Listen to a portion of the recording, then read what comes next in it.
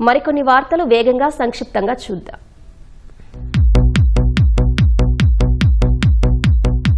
విశాఖకు చెందిన క్రైస్తవ మత బోధకుడు విశ్రాంత ఆర్చ్ బిషప్ మల్లవరపు ప్రకాష్ మృతి పట్ల సీఎం చంద్రబాబు, మంత్రి లోకేష్ సంతాపాన్ని వ్యక్తం చేశారు. ఆయన ఆత్మకు శాంతి కలగాలని ఆకాంక్షించారు. బిషప్ గా సుదీర్ఘకాలం పాటు ఆయన అందించిన సేవలు ఎనలేనివన్నారు.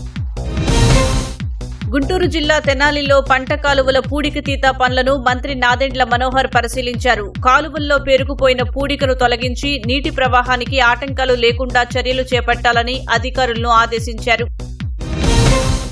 పెద్ది సినిమాలో గిరిజనులను అవమానించేలా అభ్యంతరకర సంభాషణలు ఉన్నాయని, వాటిని తొలగించాలంటూ ఆదివాసీ జేఏసీ నాయకులు హోంమంత్రి అనితను కోరారు. విజయనగరం కలెక్టరేట్ వద్ద ఆమెను కలిసి వినతిపత్రం అందజేశారు.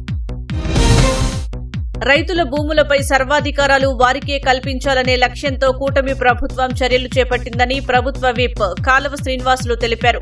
అనంతపురం జిల్లా రాయదుర్గం రూరల్ మండలం గ్రామదట్లలో పట్టాదారు పాస్ పుస్తకాలను రైతులకు ఆయన అందజేశారు. ఓటర్ల జాబితా ప్రత్యేక సమగ్ర సవరణ విధానంపై ప్రతి ఒక్కరూ అవగాహన పెంపొందించుకోవాలని ఎమ్మెల్యే ఆరిమిల్లి రాధాకృష్ణ అన్నారు. పశ్చిమ గోదావరి జిల్లా తణుకులో బూత్ ఇన్ఛార్జీలకు నిర్వహించిన శిక్షణా కార్యక్రమంలో సర్పై ఆయన అవగాహన కల్పించారు.